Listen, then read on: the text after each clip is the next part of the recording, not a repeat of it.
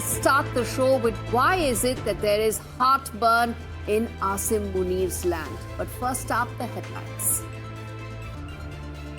The India-US trade deal gets sealed, a historic trade pact. All eyes now on how India will diversify its oil basket and ensure that its costs remain under check. New Delhi imports 88% of its energy needs. Bangladesh set to go to polls on 12th of February with women not in the electoral race. Has the fate of half of Bangladesh already been sealed?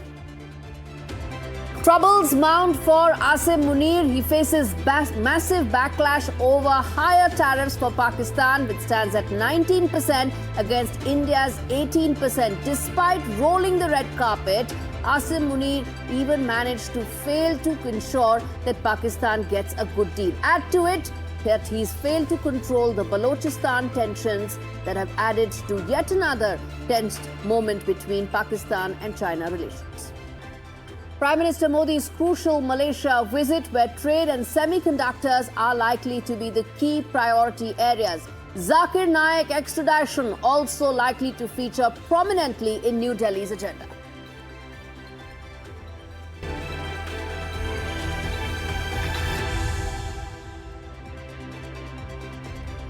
Viewers, it's been one of the most historic weeks for India. After a year of negotiations, months of threats, tariffs and trade ultimatums, in the end, India's refusal to bend, its insistence on strategic autonomy that finally paved the way for New Delhi to secure a trade deal with Washington, bringing Trump's tariffs now down from 50% to just 18%. Yet this is more than not just an economic win. It's a clear show of power. While India secured lower tariffs and strategic concessions, Pakistan is left grappling with higher duties, diplomatic embarrassment, and a failed charm offensive in Washington. Because when it came time to negotiate, India did so from a position of strength. Pakistan, however, was actually pleading in. Listen in to the sitting Pakistani Prime Minister airing exactly how it feels to roam around the world with a begging bowl. और खामोशी के साथ field marshal हम कई ममालिक में गए और उनसे कहा कि IMF का प्रोग्राम है, ये हमारा एक्सटर्नल गैप है, आप इतने बिलियन डॉलर्स दे दें, आप इतने बिलियन डॉलर्स दे दें। मैं उन ममालिक का, उन दोस्त ममालिक का बेहद शुक्रगुजार हूँ कि जिन्होंने हमारी पजीराई की। लेकिन आप जानते हैं कि जब कोई किसी से मांगने जाता है तो अपने इज्जत नफ्स के ऊपर वो उसकी कीमत उसको चुकानी पड़ती है, कॉम्प्रोमाइज करना पड़ता है। Now the heartburn for Asim Munir is real. For months, Pakistan's army chief went big on Washington, rolled out the red carpet for President Donald Trump, floated a Nobel Peace Prize nomination, backed the Board of Peace, committed Pakistani troops in Gaza. Then there was the Bitcoin commitment, the cryptocurrency commitment. There was no end to it because the gamble was quite simple, that loyalty would buy leverage. Instead, it turned into a diplomatic joke. Despite the courting and wooing, Islamabad is forced to pay more tariffs than India. And that really stings because India did not succumb to Trump's intimidation. No flattery, no theatrics, just power politics. But things are falling apart for Asim Munir on more than one front. While Washington remains disinterested, Beijing is now furious as the failed field marshal is unable to control the growing threat in Balochistan, leaving Beijing's $80 billion plus investment now at huge risk. Because the crown jewel in the China-Pakistan economic corridor is the Gwadar port, and its fate now looks extremely uncertain, with China pausing all activity. Now, with his American bosses unhappy, Chinese paymasters furious, Asim Munir's gamble has forced Pakistan to accept a new reality, one where India sets the terms and Pakistan is forced to live with them.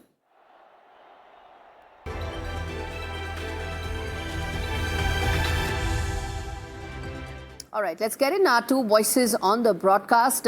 Daniel Silverberg, who is representing the DC voice, essentially. He's an adjunct fellow at CNAS, a prominent think tank in Washington, D.C. Anjali Prasad, who is India's former permanent representative to the WTO as well. Thank you so much, both of you, for joining me. And you know, Daniel, let me start with you in terms of the DC voice, so to say. How do you see the big X factor through this announcement? It's been in the pipeline for a fairly long time. The deal finally went through. We're still waiting for the fine print, but you've been able to digest, decode, dissect some of that. What, according to you, stands out as that big X factor in this trade announcement? First, thank you for having me. It's not to be taken for granted that a deal like this got done. My number one takeaway is that there is momentum to put the US-India relationship back on track, which is what so many observers, investors, government leaders have wanted for months now. And unfortunately, I think the relationship got a little too personalized over the last few months, and that became a problem for U.S.-India relations. I'm pleased to see that we're in essence getting back on track. For me, the biggest X factor was the Russia oil sanctions. No question. That's a pretty significant step. Anjali Prasad, ma'am, you want to come in there in terms of your assessment of what Daniel is saying and the X factor in this trade announcement? Well, first of all, I want to say that we don't really know the fine print yet. It is shrouded in mystery. What we have are the announcements coming from Washington. We don't know the fine print. We know some broad things, that our agri sector has been opened up, that we would have to buy $500 billion worth of goods from the United States, that we would have to buy oil from On the Venezuela. agri front, the government has clarified that interests of farmers will be protected. But go ahead, ma'am, finish your point. Yeah. Well, I don't buy into that. I'm sorry. What is my assessment is that it will be a slow and poisonous pill. It is always done in that manner. When you fear a public backlash, if you put out everything together, then you don't come out with all the details to start with. Okay, so you're essentially questioning the fact that more details need to be out. I think that joint statement will come out shortly. Yeah. I am questioning the statement made that the agriculture sector has been kept out of this deal. I'm questioning that. Okay. And I am also stating that we don't know the fine print. Okay, we await the fine print, and that is when we'll be able to clearly assess where things stand. Daniel, I want to now bring the other part. You mentioned the Russian oil bit right at the beginning of this discussion. As far as the Russian oil part is, India has been more circumspect than what the Trump administration's announcement has been with regards to Russian oil, because we are quite clear that we import 88% of our energy needs, and we've got to keep that in mind for any trade relationship. Your thoughts? What I took from that announcement was a very clear statement of intent, at least by U.S. negotiators, for India to lower its dependence on Russian oil. Right now, from what I understand, India imports more than a third of its oil from Russia. And it makes sense why it does so. It's extraordinarily cheap.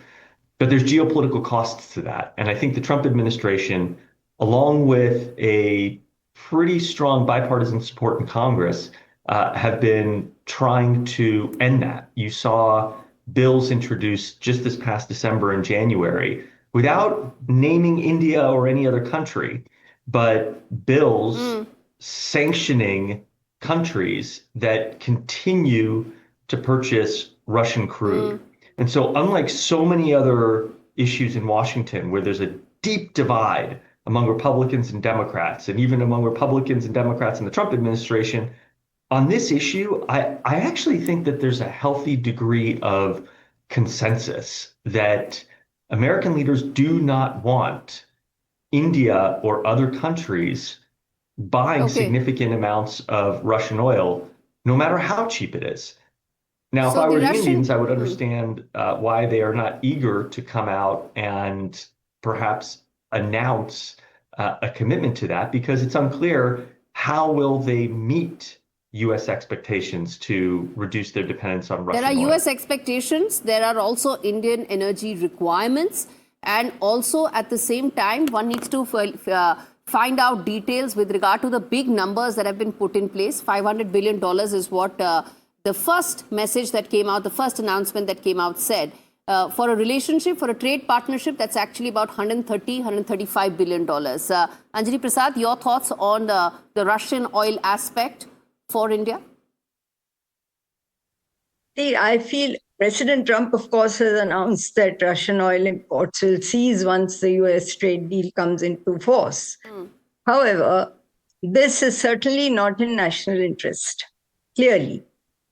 You can see, it is obvious, all the way from Venezuela, if we were to import oil, it would be far more expensive than if we import from somewhere nearby, like Russia or Iran or any of these countries that we were importing oil from.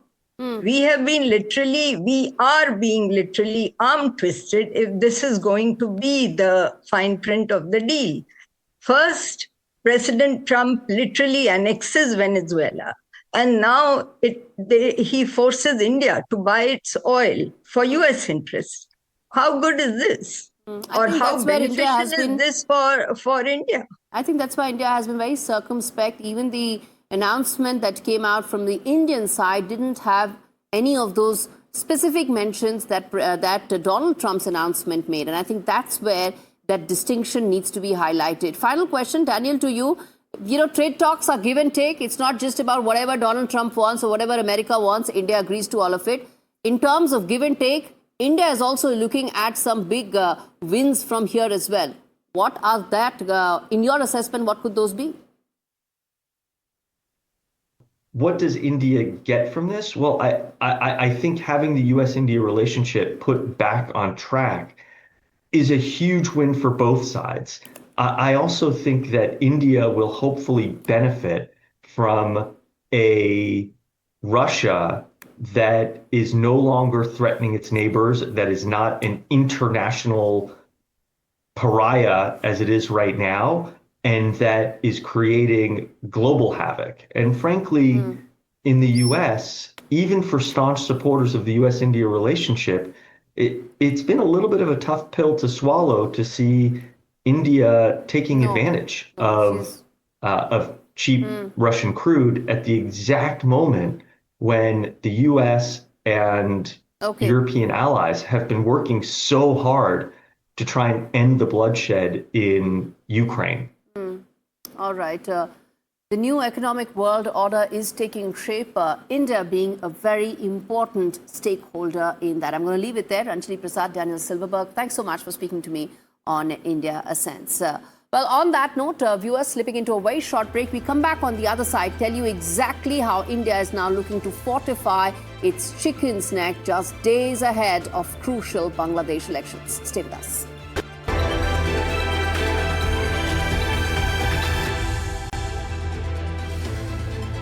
Welcome back. You're watching India Ascents. We now shift our focus to Southeast Asia, where a new strategic alignment is quietly hardening. Islamabad, Dhaka, and Beijing.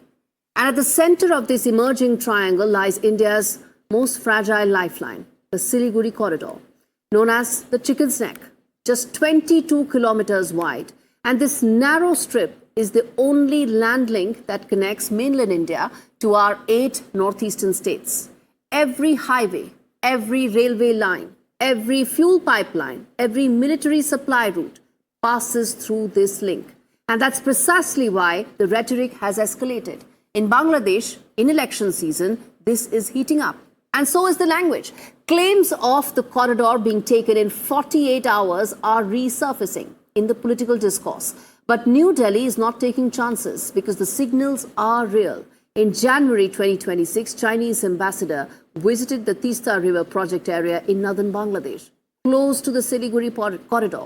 The visit was part of a technical review of the China-funded Teesta River Comprehensive Management Project, alongside Bangladesh's interim government officials. Now, add to this reports of China assisting in reviving Bangladesh's Lal Munir Hat airfield. Now, it's a World War II era base, but that's located just 15 kilometers from Chicken's Neck. And the picture is now sharpening viewers. Pakistan, meanwhile, has been hosted repeatedly on Bangladeshi soil and also in Beijing. After Hasina's ouster, you see senior military leadership engagements taking place through the course of last year, sharpening the military position of Bangladesh against India. Now, what is India doing in the midst of this? It's responding with steel, concrete, and absolute resolve by constructing underground railway lines through nearly 40 kilometers of the Siliguri stretch. These tracks will run 20 to 24 meters below ground, designed to move heavy military hardware, stay operational during conflict, and survive both aerial or even missile threats. Now, the depth of the railway line at the Chicken's Neck is not an engineering flourish.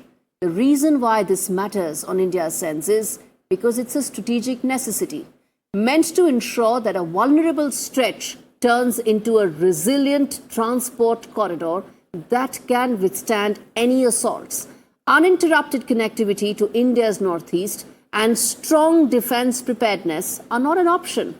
It's now a requirement, more so in the times of that nexus shaping up between Beijing, Dhaka, and Islamabad.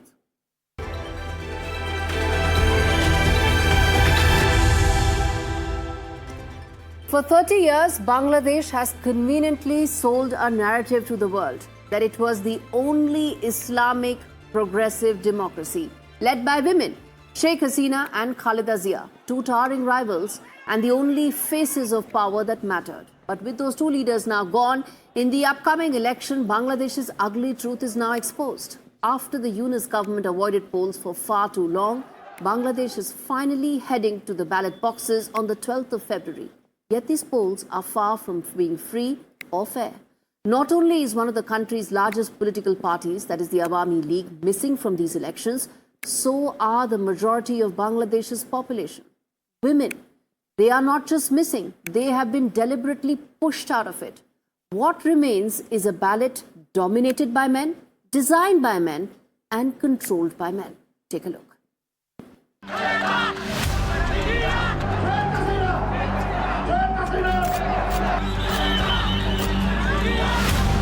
For decades, Bangladesh's politics appeared to defy the world. Two women, Sheikh Hasina and Khalida Zia, rule the country's political landscape, alternating power, shaping governments, and defining national discourse. With the two leaders gone, women have all but vanished from Bangladesh's political front lines. Only 78 women are contesting in the polls nationwide, just over 4% of all candidates. In Dhaka, this is being sold as progress, but the reality is far less empowering. Nearly 1/3 of these women are not independent political actors, but rather wives, daughters of influential male leaders, placeholders in a system still controlled by men. At least 30 political parties have not nominated a single woman. Among them, Islamist groups like Jamaat-e-Islami, making the exclusion explicit, saying women cannot lead his party and even equating working women to prostitutes. The Jamaat manifesto also proposes to reduce women's working hours to allow them to focus on domestic chores. Even the Bangladesh Nationalist Party, once led by Khalida Zia, has fielded only 10 women, all with direct family ties to senior leaders. This points to a larger systemic challenge in Bangladesh. While women are represented across governance, education, and other sectors, they are missing from the ballot boxes, shut out from seeking political power.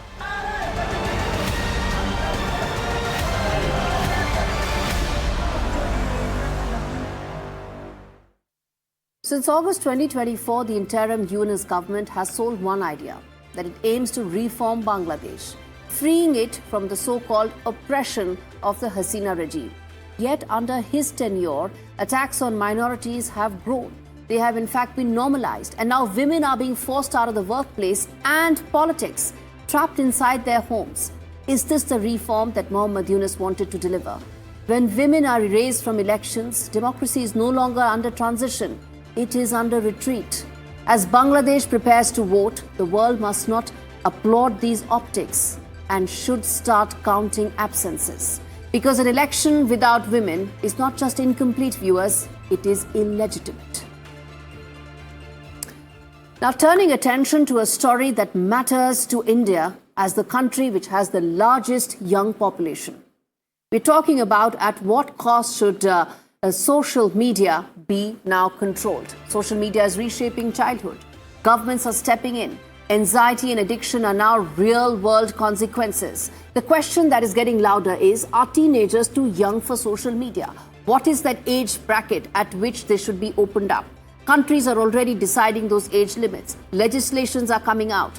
Bans are also being debated. This global debate has huge consequences for India. This report tells you why.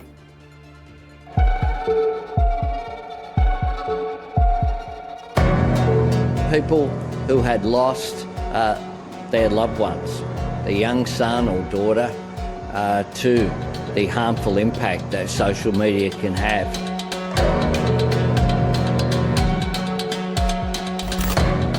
They're scrolling, swiping, liking, and now countries around the world are asking a controversial question. Are kids too young for social media? From Europe to Asia, governments are weighing new restrictions, with some proposing outright bans on social media for children under a certain age. Australia imposed a global first. Social media banned for teenagers, becoming the only country in the world to shut down social media access for all children under 16. The concern is addictive algorithms, online bullying, mental health toll of constant screen time, and exposure to harmful content.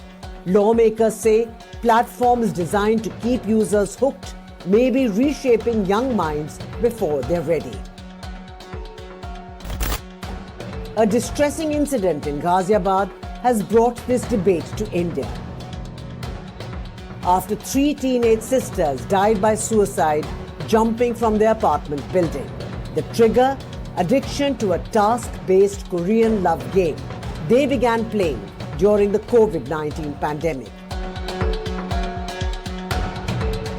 Studies have linked heavy social media use to rising anxiety, depression, and sleep problems among preteens. Now politicians are stepping in, arguing that parents can't fight Silicon Valley alone.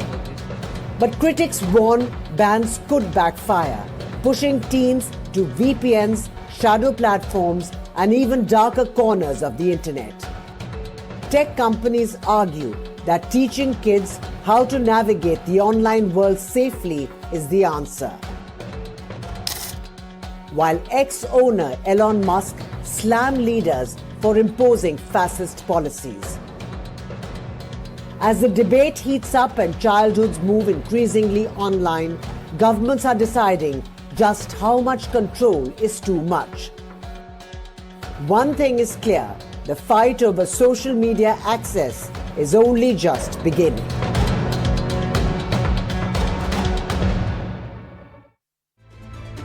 All right, with that, we wrap things up on this edition of India Sense. Thanks so much for watching.